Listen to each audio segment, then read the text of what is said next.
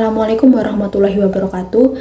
Yang terhormat Bapak dosen Muhammad Asy'ari dan teman-teman sekalian yang berbahagia, kami dari kelompok 9 akan menyampaikan materi kami yang berjudul Tanda-tanda kebangunan kembali Tasyri' di era modern. Berikut kelompok kami beranggotakan 2 orang, yaitu saya sendiri yang bernama Hadiah Maftuhah Rohmah dengan NIM 22301074 dan rekan saya yaitu Vinanda Nurbaiti dengan NIM 22301076. Baik, yang pertama adalah tarik tasyri' pada era modern. Keadaan pada masa Rasulullah dan para sahabat ketika hukum Islam diturunkan sudah tidak sesuai lagi dengan keadaan saat ini.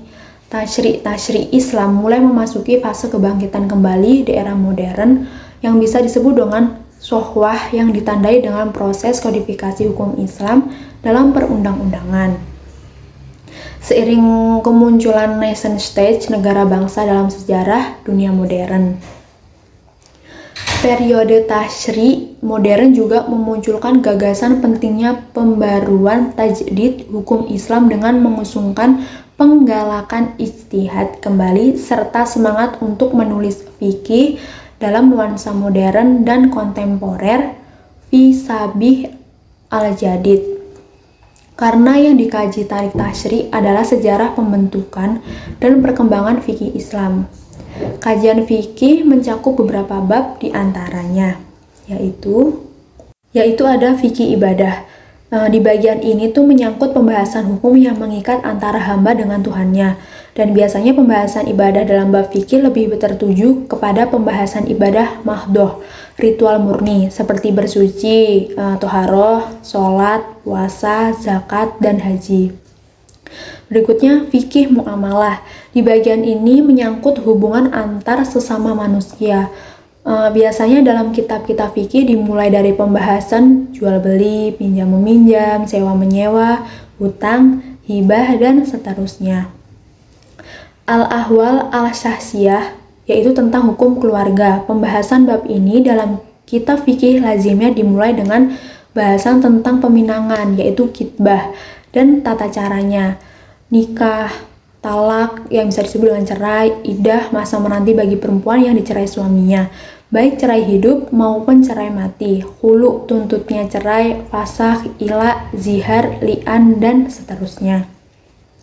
Seterusnya yaitu jinayat, menyangkut hukum pidana dalam Islam, al-siyasat al-syari'iyah, menyangkut sistem politik dan pemerintahan dalam Islam serta mengelola kekuasaannya, dan yang terakhir yaitu jihad, atau lebih dikenal dengan kitab al-syar dalam bahasan kitab fikih klasik. Ada dari kalangan ulama yang memasukkannya ke dalam kajian ibadah dan ada pula yang menganggapnya terpisah dan berdiri sendiri. Baik, untuk selanjutnya akan dijelaskan oleh teman saya. Kebangkitan kembali pemikiran Islam pada abad 19 adalah sebuah reaksi terhadap sikap taklid yang telah membawa kemunduran hukum Islam. Gerakan kebangkitan kembali tasyrik Islam adalah munculnya gerakan baru oleh para ahli hukum Islam yang disebut Salafiyah yang ingin kembali kepada kemurnian ajaran Islam yaitu Al-Quran dan Sunnah Nabi.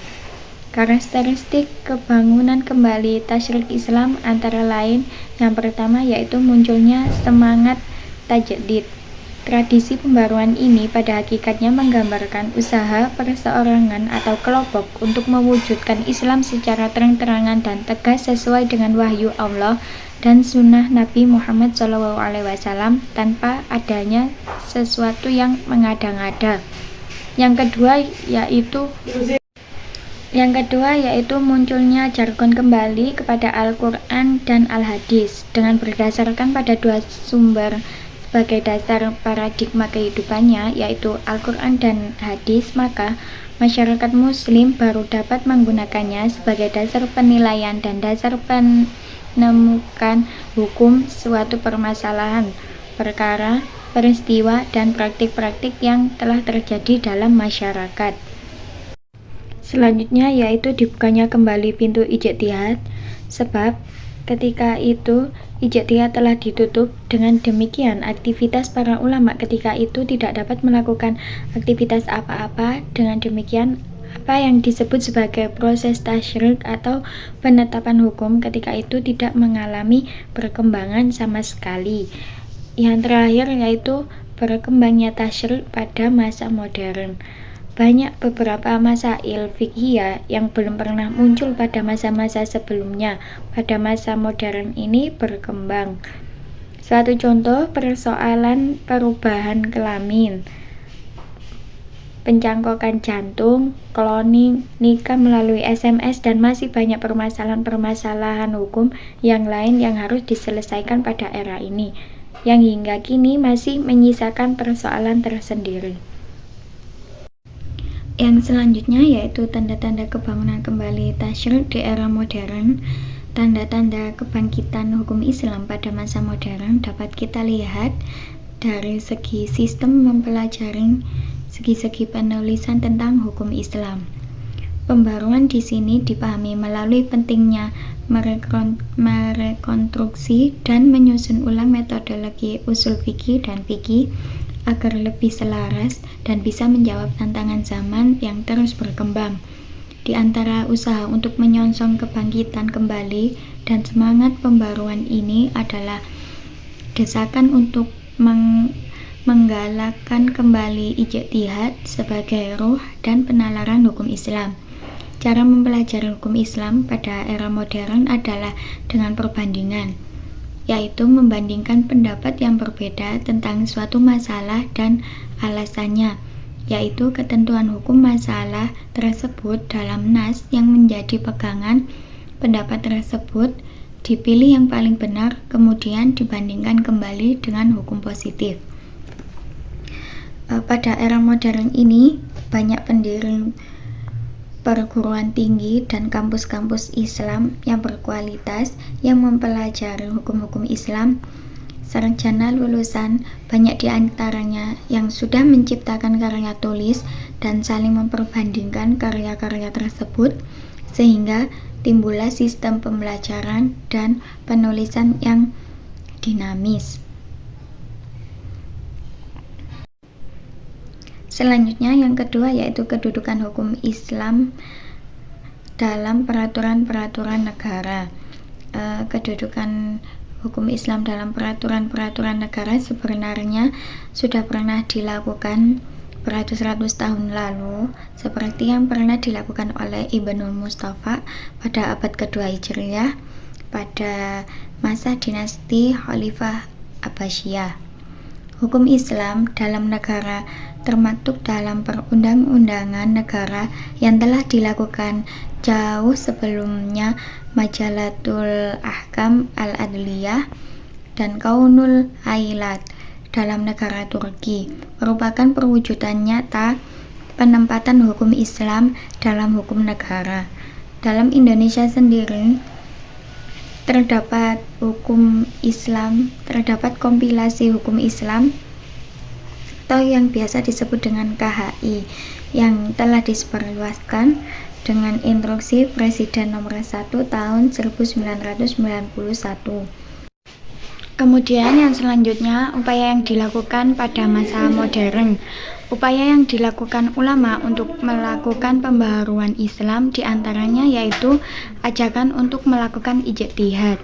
Ijtihad itu sekarang sangat diperlukan untuk memberikan jawaban bagi tantangan zaman jika menginginkan Islam lebih tetap eksis. Kemudian yang kedua, merubah strategi ijtihad dari ijtihad fardhi atau individu menjadi ijtihad jam'i kolektif. Hal ini untuk menjawab keluhan ulama pada masa jumhud dan taklid bahwa ulama tidak akan mampu melakukan ijtihad dengan cara fardhi atau individu. Kemudian yang ketiga yaitu pembersihan ajaran-ajaran Islam dari tahayul dan khurafat menjadi tren pada masa awal kebangkitan Islam modern. Kemudian melahirkan kelompok-kelompok Islam modern seperti Muhammadiyah di Yogyakarta, Tawalib di Padang, Al-Irsyad di Jakarta. Kemudian yang keempat, adanya studi Islam lintas mazhab, muqaran mazahib. Hal ini berguna untuk membuka baut kevakuman yang sudah karatan, atau membuka tabir atau kabut kefanatikan yang menghadirkan saling mengetahui dan saling pengertian sehingga melahirkan sikap toleransi antar mazhab. Selanjutnya yaitu adanya studi lintas agama atau perbandingan agama, sehingga tampil ilmu perbandingan agama. Ilmu ini berusaha untuk melahirkan sikap saling mengetahui dan saling mengerti sehingga diharapkan lahirnya sikap toleransi antar pemeluk agama. Kemudian yang terakhir, adanya studi tentang kritik dan hadis. Tidak seperti masa-masa sebelumnya hanya fokus pada kritik sanad. Upaya tersebut dilakukan tidak luput dari munculnya penggunaan hermeneutik dalam penafsiran, sehingga para penafsir seringkali membawa teks-teks tersebut dalam satu konteks masyarakat Arab klasik. Sekian presentasi dari kelompok kami, kurang lebihnya mohon dimaklumi. Wassalamualaikum warahmatullahi wabarakatuh.